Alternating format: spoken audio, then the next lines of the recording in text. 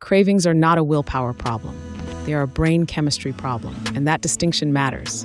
When you eat foods high in sugar, salt, or fat, your brain releases a chemical called dopamine.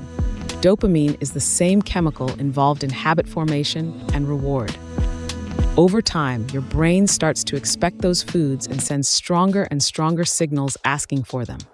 That is not weakness. That is neuroscience, and several things can make those signals louder. Chronic stress, poor sleep, skipping meals, and even mild dehydration.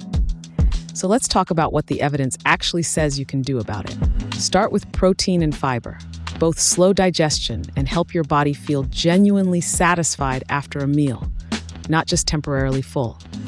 Research published in the American Journal of Clinical Nutrition found that higher protein intake is associated with reduced appetite signals throughout the day. When you begin the morning with a meal that includes a solid source of protein, a hormone called ghrelin, the one that drives hunger, tends to stay lower.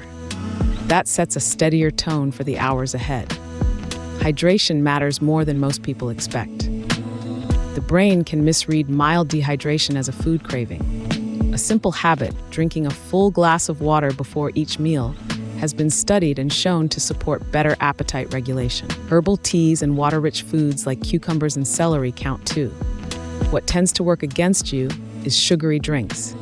They cause a rapid rise in blood sugar followed by a crash, and that crash often triggers another wave of cravings. Stress is one of the most underestimated drivers of food seeking.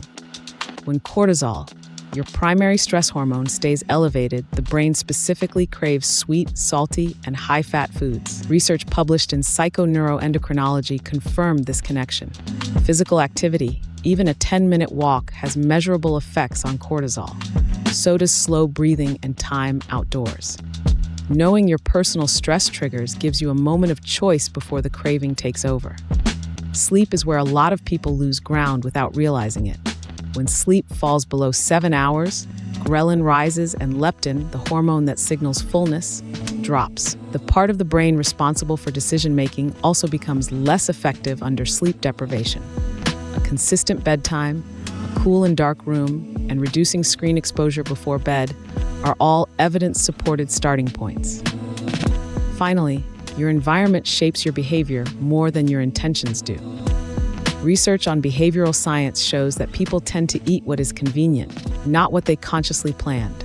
Keeping nourishing options visible and accessible, and moving less helpful ones out of easy reach, reduces the moment-to-moment friction that leads to impulsive choices. Here's the practical takeaway. Pick one of these areas: protein at breakfast, hydration, stress response, sleep, or your environment, and make one concrete change this week. Not all 5. 1. Sustainable change is built through small, consistent actions, not dramatic overhauls. If you want personalized guidance, a licensed clinician can help you build a plan suited to your specific situation. Check senslim.com for current availability in your state.